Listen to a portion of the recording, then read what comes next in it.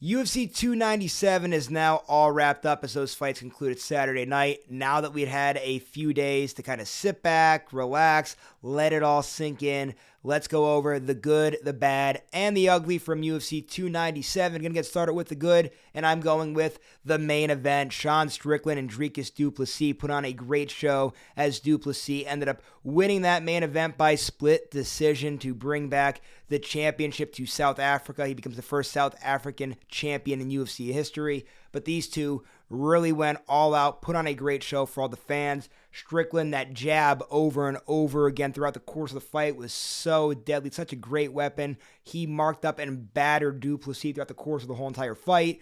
Du Plessis, of course, hangs in there tough, lands some shots of his own, mixes in a few takedowns that maybe even stole him some of those rounds.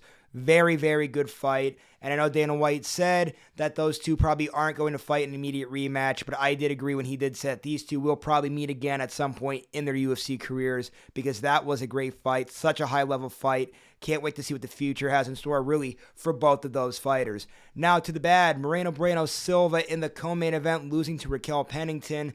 Listen, she came into this fight with a lot of momentum. That win over Holly Holm was huge. She really hyped this fight up in that press conference by talking about Pena saying she can't fight it, talking about Pennington saying that she can't fight at a high level and whatnot. Well, guess what? She gassed out, and Pennington dominated that fight, winning by a clear-cut, unanimous decision.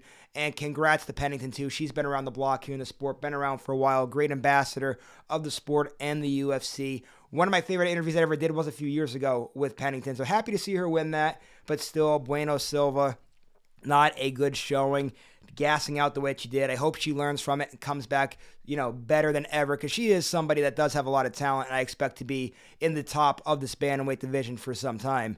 And now to the ugly, I'm going to go with Mike Malott because of the way that he lost that fight against Neil Magny after really controlling, dominating the whole entire fight and lose it so late into that last and final round. Such a disappointing and devastating way to go out. I hope that Mike comes back and learns from this because Mike is really, really talented. I think the future's bright for that guy. Canada does have a talented fighter there in Mike Malott. And just so sad to see things go down the way that it did there. But still, to dominate through 2 rounds and have that happen, he does have to go into the ugly category here. But I expect him to come back better than ever from this experience.